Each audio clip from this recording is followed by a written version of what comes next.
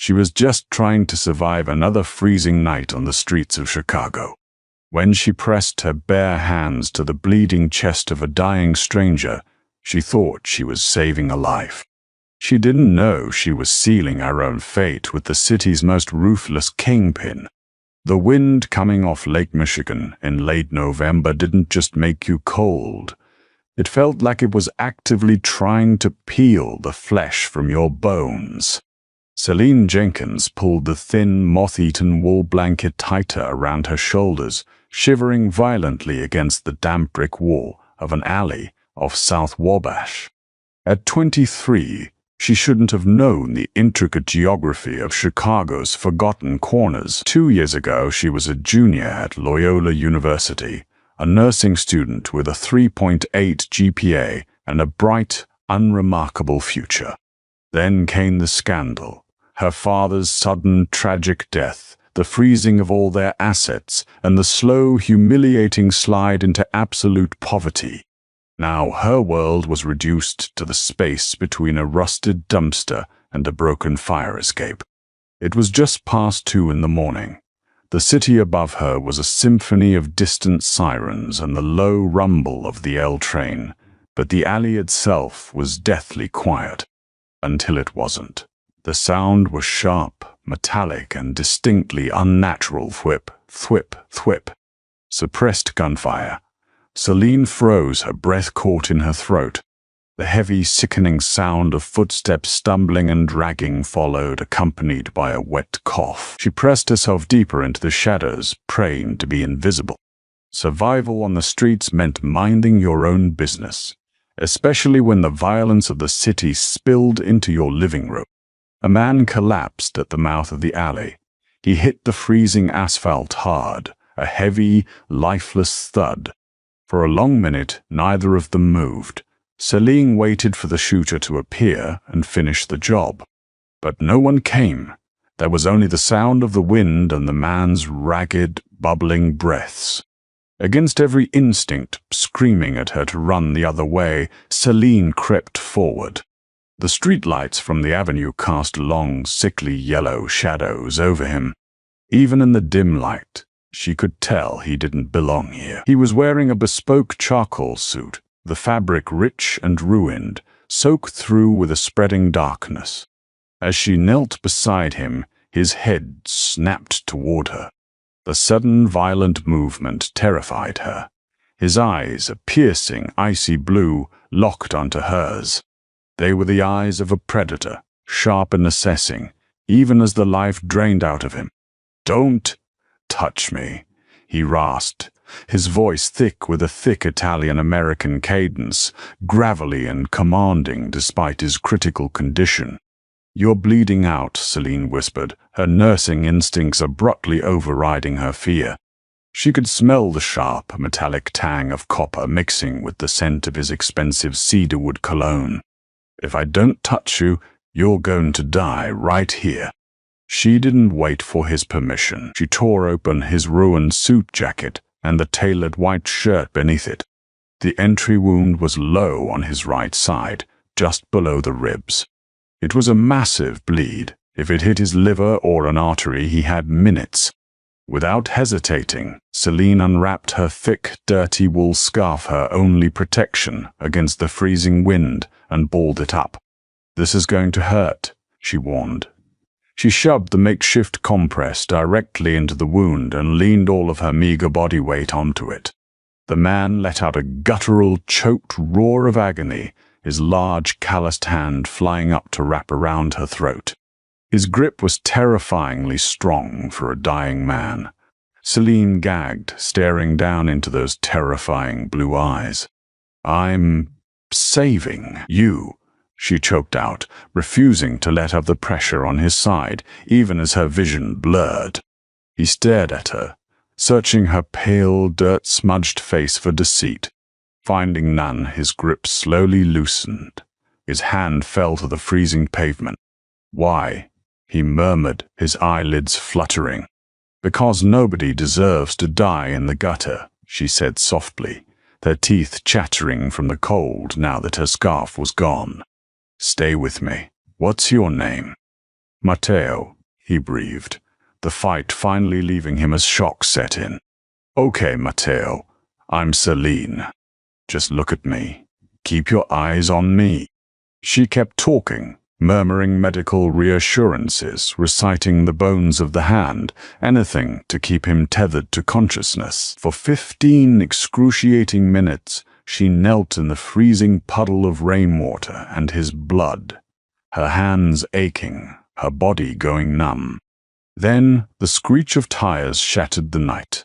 A sleek black Cadillac Escalade slammed onto the curb, blocking the alley entrance. The doors flew open, and 3 men poured out. They moved with terrifying, coordinated precision, heavy tactical weapons raised. "Boss," one of them shouted, a massive, broad-shouldered man with a scarred jaw. Celine panicked. She scrambled backward, her hands slick with Matteo's blood, raising them defensively. The man with the scarred jaw. Dante leveled a Glock directly at her head. "Give me one reason not to blow your brains all over this brick, you filthy rat." Dante snarled, his finger whitening on the trigger. Celine couldn't speak. The barrel of the gun looked enormous. This was it. She had survived 2 years of starvation and winter, only to be shot in an alley for trying to help. Dante.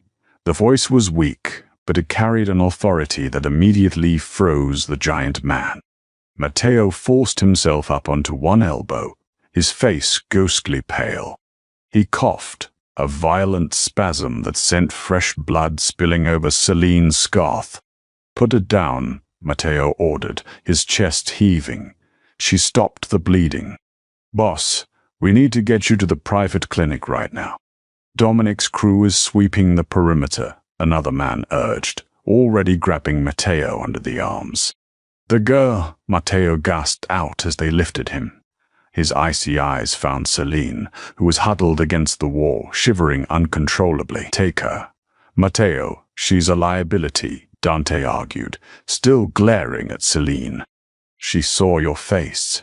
She knows." "I said, take her," Matteo growled, the sheer force of his will overpowering his physical weakness. "She doesn't leave my sight. Bring her." Dante holstered his weapon with a curse. Before Celine could process what was happening, the massive man stepped forward, grabbed her by the arm, and hauled her to her feet like she weighed nothing. "No, wait, let me go." "I won't say anything," Celine screamed, thrashing against his grip.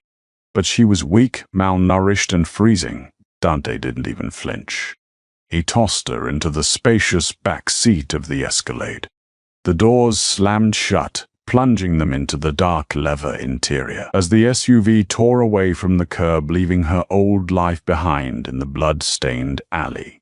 Celine looked over at Matteo. He was slumped against the opposite door, an oxygen mask already being strapped to his face by a medic. Just before he lost consciousness, he looked at her.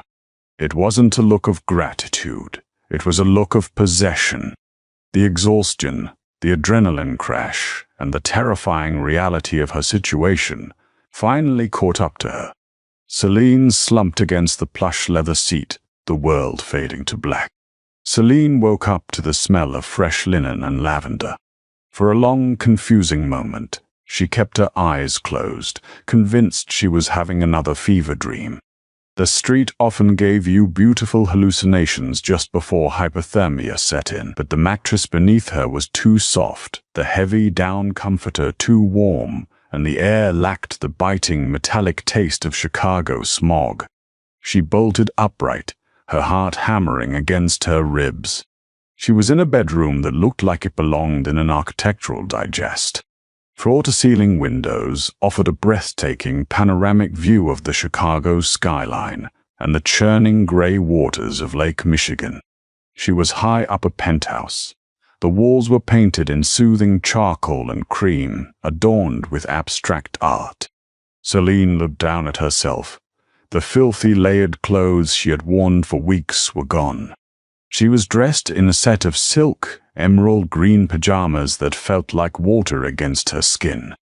She had been bathed, Her hair was clean. The realization sent a fresh wave of panic through her. She threw off the covers and scrambled out of the massive California king bed. Her bare feet hit the heated hardwood floor. She ran to the heavy oak door and yanked on the handle. Locked. She jiggled it violently, throwing her shoulder against the wood, but it didn't budge a millimeter. "Hey, let me out," she yelled, her voice hoarse. Silence answered her. She rushed to the windows. The glass was thick, completely soundproof and sealed shut. There was no balcony.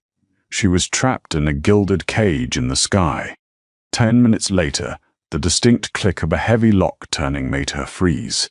She backed away from the door, grabbing a heavy brass lamp from the bedside table, holding it like a club.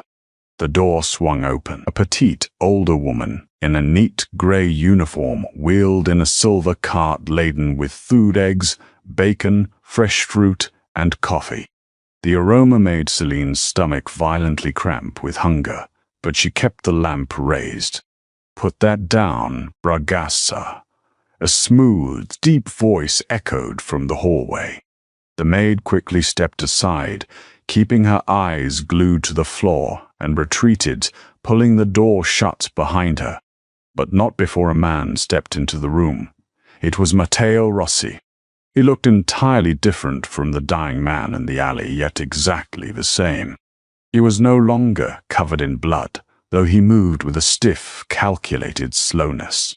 He wore dark slacks and the black silk dress shirt unbuttoned at the collar. He leaned heavily on a silver-tipped cane, his posture rigidly straight despite the obvious pain it caused him. His dark hair was perfectly styled, and those icy blue eyes were just as piercing, pinning her to the spot. "You're awake," Matteo noted, closing the door behind him. The lock engaged with a heavy, final thunk. "Let me out of here," Celine demanded, her hands shaking so badly the brass lamp rattled. "I saved your life. You owe me. Just let me walk away. I don't know who you are, and I don't care." Matteo didn't blink. He walked slowly across the room, ignoring her weapon entirely, and sat down in a plush leather armchair near the window. He gestured to the food cart. "Eat. You are severely malnourished. My doctor had to put you on an IV drip for 2 days. You've been asleep for 48 hours. 2 days. Celine felt the color drain from her face. "I said, let me out." "Put the lamp down, Celine," Matteo said, his voice dropping to a terrifyingly calm, quiet register. It wasn't a request. It was an absolute command that vibrated in the air between them. "If I wanted to hurt you, you wouldn't have woken up in my bed. You would be at the bottom of the lake." Slowly, hesitantly, Celine lowered the lamp. The hunger was tearing at her insides. She edged toward the cart, never taking her eyes off him, and grabbed a piece of toast, practically inhaling it. "You saved my life," Matteo began, resting both hands on the head of his cane. "I am a man who repays his debts. You asked to walk away." "The answer is no." Celine choked on the toast. "Excuse me. You can't just keep me here. That's kidnapping." A dark, humorless smile touched the corner of Matteo's mouth. "It is protection. The men who shot me work for a rival syndicate. Dominic Moretti. Dominic is not a forgiving man." His scouts scoured that perimeter. They found the blood. They checked the street cameras. They saw a girl in a massive wool coat drag herself out of the alley right before my men arrived. Celine's blood ran cold. They saw me. They had your silhouette. They will be looking for a homeless girl in that district, Matteo stated matter-of-factly. "If you walk out of this building, Dominic's men will find you. They will torture you to find out what you know about my operation, and then they will cut you into pieces. I am not keeping you here to imprison you. I am keeping you here so you stay breathing." "I can leave the city," Celine pleaded, her eyes filling with desperate tears. "I can disappear. I'm already a ghost." Matteo was silent for a long moment. He reached into his jacket pocket and pulled out a sleek tablet, tossing it onto the foot of the bed. "You aren't a ghost, Celine Jenkins," Matteo said softly. Celine stopped breathing. Hearing her full, real name, a name she hadn't used since she was evicted, felt like a physical blow. "My people did a background check," Matteo continued, his eyes darkening as he watched her reaction. "You fell off the grid 2 years ago, right around the time your father, Thomas Jenkins, supposedly jumped off the roof of the Vanguard Logistics building after being indicted for embezzling $40 million. Celine's knees buckled. She sank onto the edge of the bed, burying her face in her hands. "He didn't do it," she whispered, the old raw grief tearing her throat. "He was the chief financial officer. He found out the board was laundering money. He was going to the FBI. They framed him, and then they murdered him." "I know," Matteo said. Celine looked up, stunned. "How do you know?" "Because Vanguard Logistics is a shell company," Matteo revealed, leaning forward, his intense gaze locking onto hers. "It is owned and operated by the Moretti family. The same men who murdered your father are the men who shot me 3 nights ago." The room spun. The coincidence was too massive, too terrifying to comprehend. The very syndicate that had destroyed her life, stolen her father, and forced her into the freezing streets was the same mafia family Matteo was at war with. "Dominic Moretti destroys everything he touches," Matteo said, his voice dropping to a dangerous, lethal whisper. "He took your family. He tried to take my life. But in that alley, the universe intervened. You brought me back from the edge, Celine. And in return, I am going to tear Vanguard Logistics to the ground. And I am going to hand you Dominic Moretti's head." Celine stared at him, trembling. He wasn't just a criminal. He was a warlord, and he had just tied her fate directly to his crusade. "Until that day comes," Matteo said, standing up slowly, leaning on his cane. He walked over to her. Celine stiffened, but he only reached out, gently tucking a stray lock of hair behind her ear. His touch was warm, but it sent a shiver of absolute terror and strange electricity down her spine. "You belong to me. You will live in my home. You will be protected by my men. You will have anything you desire in this world." He leaned down, his face mere inches from hers, his eyes blazing with a terrifying, obsessive fire. "But make no mistake, Celine, you are never going back to the streets. And you are never leaving my sight." For the next 3 weeks, Celine Jenkins existed in a state of luxurious captivity. The penthouse at the top of the St. Regis, Chicago, became her entire universe. Her wardrobe was replaced with designer cashmere and silk, her meals prepared by a private chef, but the gold plating didn't change the reality of the cage. Matteo Rossi was a man of his word. She was never out of his sight. If he was in his home office running his empire, she was sitting on the leather sofa across from him. If he was undergoing physical therapy for his gunshot wound, she was in the room. The terrifying mafia boss she had saved in that frozen alley was ruthlessly possessive, yet strangely gentle with her. He never raised his voice, never forced a touch, but his icy blue eyes tracked her every movement with a dark, consuming hunger. But Celine wasn't just a pet. She was the key. "My father was paranoid in the months before he died," Celine said one evening, standing over a massive mahogany table littered with financial printouts Matteo's hackers had pulled from Vanguard Logistics.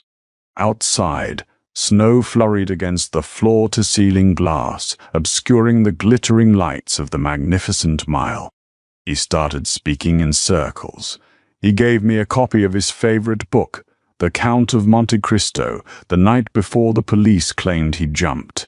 Matteo looked up from a ledger, his dark brows drawing together. He was healing fast, the cane discarded a week ago, though he still moved with a rigid caution. A book, not a file. "He told me to read chapter 23 if I ever felt lost," Celine murmured, her heart accelerating. I didn't have the book when I was evicted. I had to leave it behind. But I remember the quote he highlighted.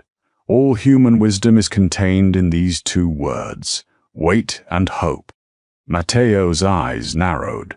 He signaled to Dante, the giant enforcer who stood silently by the door.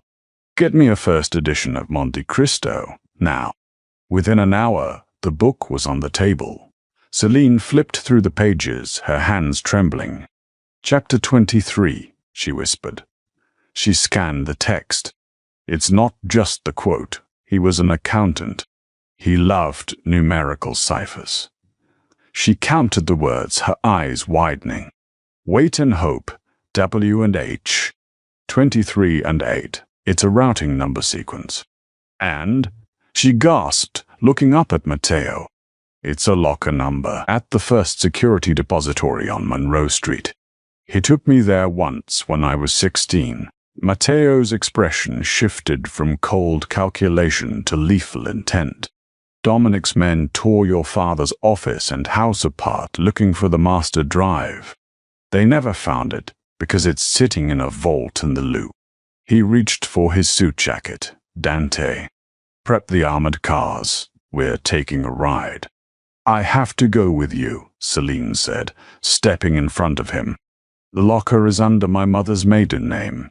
I have to provide the biometric scan to open it. Matteo's jaw clenched. The thought of taking her out of the fortress clearly agitated him. You stay behind me. You do exactly as I say. The operation was executed with military precision. 3 black SUVs descended upon the financial district in the dead of night. The depository manager, heavily compensated by Matteo, opened the facility off hours. Celine's thumbprint and her mother's name unlocked box 823. Inside sat a single encrypted titanium flash drive. We have it, Celine breathed, clutching the cold metal.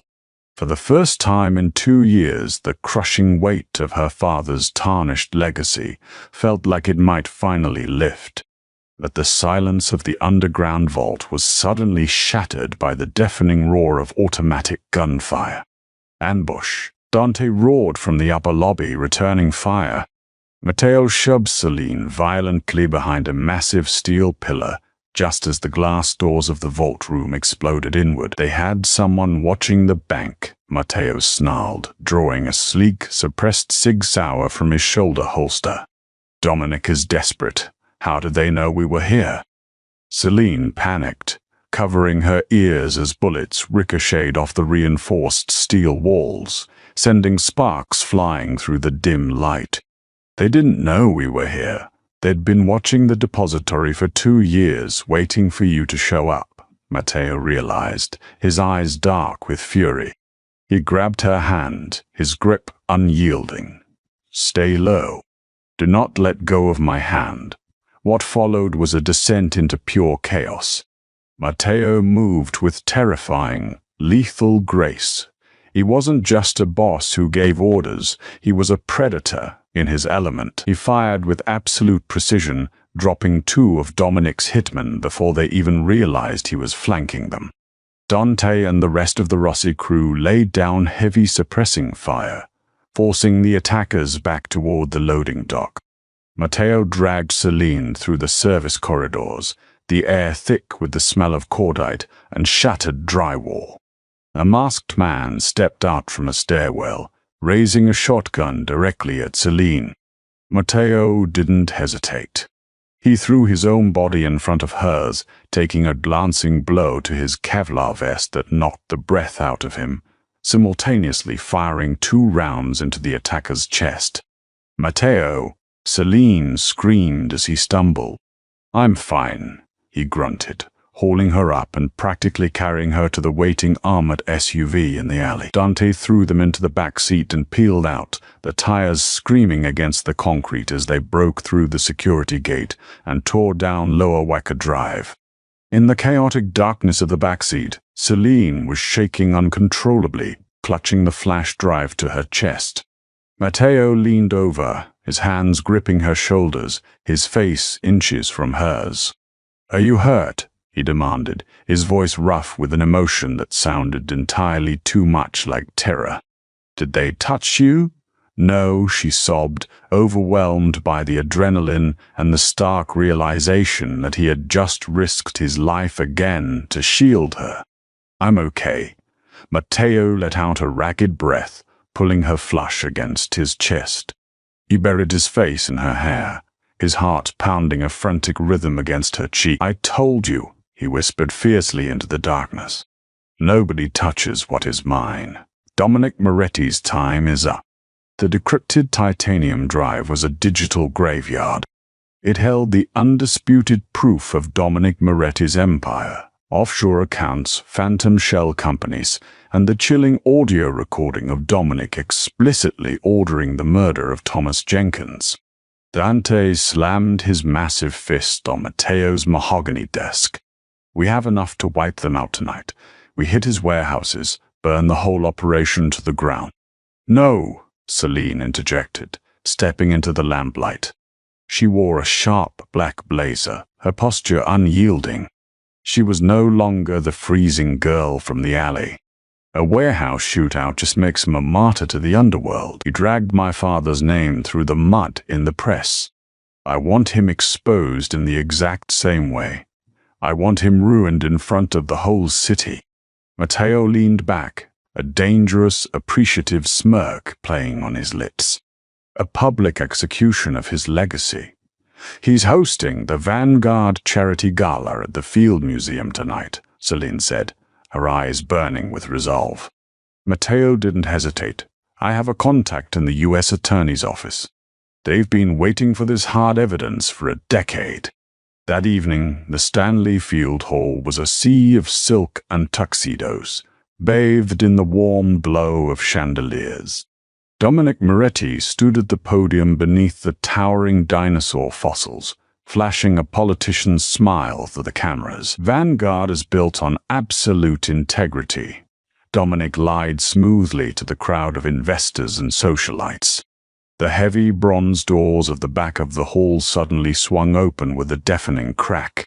The string quartet abruptly stopped playing. Matteo Rossi strode into the room, impeccably dressed in a midnight blue tuxedo. On his arm was Celine, commanding every eye in a sweeping, backless crimson gown. Dominic's smile instantly evaporated. He recognized Matteo, and a second later, the color drained from his face as he recognized the ghost standing beside him. Thomas Jenkins' daughter. "Dominic," Matteo's voice resonated through the stunned silence. He didn't shout, but his tone carried a lethal weight that made the crowd part. "A beautiful speech, though you forgot to mention the 40 million you laundered through the Caymans on Tuesday." Gasps rippled through Chicago's elite. "Security!" Dominic roared, his polished facade completely shattering. "Get this scum out." Before his armed guards could move, the museum doors burst open again. FBI. "Nobody move." Dozens of heavily armed federal agents swarmed the hall. The U.S. attorney marched down the center aisle, federal warrants in hand. "Dominic Moretti, you are under arrest for RICO violations, money laundering, and the first-degree murder of Thomas Jenkins." Cornered and panicking, Dominic lunged off the stage, ripping a concealed pistol from his tuxedo jacket.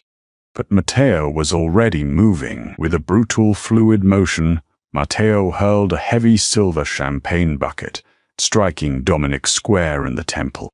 The gun clattered across the floor, and within seconds, FBI agents tackled the mafia boss to the marble, forcing him into heavy steel cuffs. As they hauled him to his feet, Dominic locked eyes with Celine, spitting blood. "Your father was a weak fool." Celine stepped forward, her chin held high, entirely unfazed by the monster who had ruined her life. "My father was a good man, and you were just a common thug going to federal prison."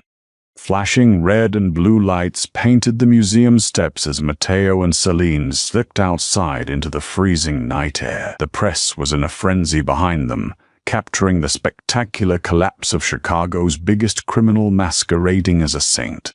It was finally over. Her father's name would be cleared by morning. The frozen assets would be returned. The crushing weight of the last 2 years lifted from Celine's shoulders. She turned to Matteo. He stood a few feet away, his hands shoved into his pockets, his piercing blue eyes clouded with an unfamiliar hesitation. "You got what you wanted," Matteo said quietly, the cold wind catching his dark hair. "Your father's legacy is safe. Dominic is finished.